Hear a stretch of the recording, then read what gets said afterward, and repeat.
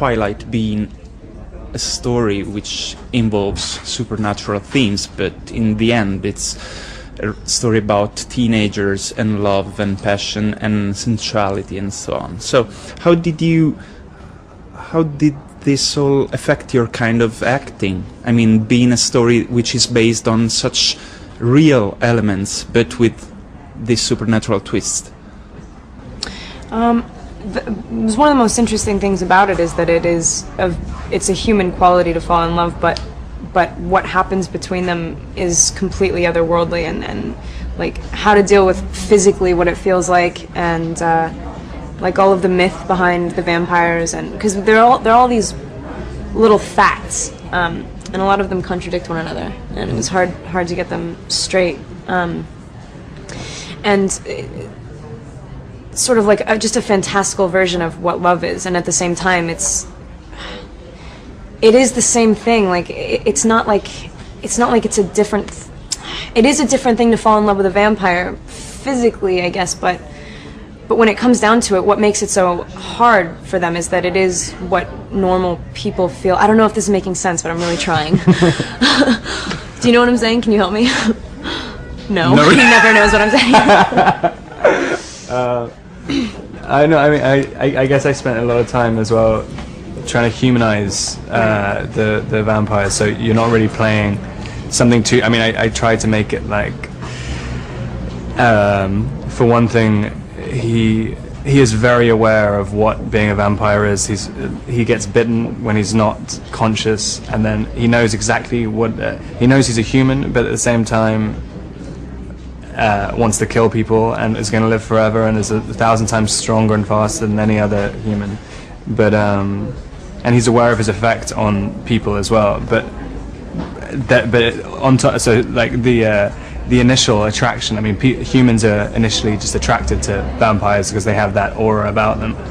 But and so he thinks that's what's happening with Bella, but then it elevates to something more as well, which he is completely unaware of. Being teenagers, Edward and Bella are full of doubts about themselves. They have fears. They don't feel sometimes so confident with themselves. So would you say that one of the main ingredients of their attraction is that they kind of complete each other? They help each other with their flaws, with their doubts, or not?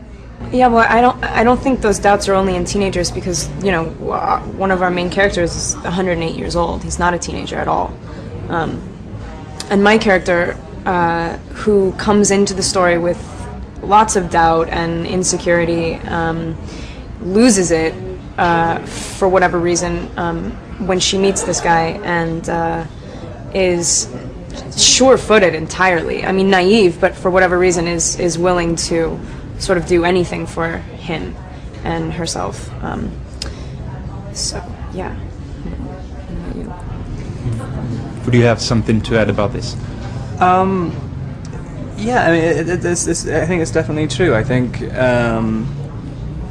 and it's also just in the way they see each other. Like, she sees him as this impossibly perfect creature who is invincible emotionally and physically, and he sees her as someone who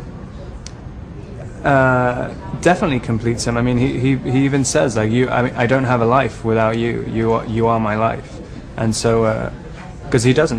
The only thing he was before he met Bella was either wanting to die or wanting to be human again. And so he was living in this kind of purgatory. And then when she comes, it lets him feel and lets him live. Did you feel any kind of, pressure in a way, having to embody characters which are so much loved and idolized by millions of fans throughout the whole world because of the books, or you didn't think about it at all?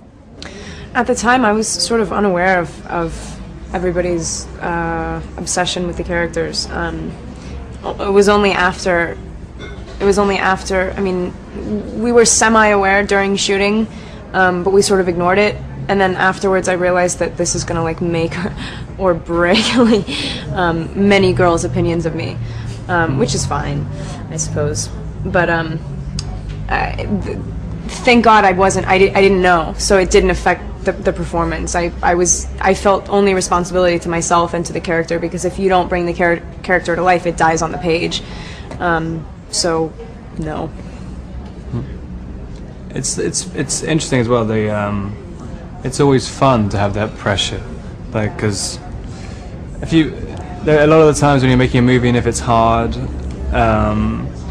and you also think that no one's going to watch it, like you just kind of give up. But like when you're thinking like, okay, this can get as hard as it gets, but people are still going to watch it. A lot of people are going to watch it, so you have to, and judge you.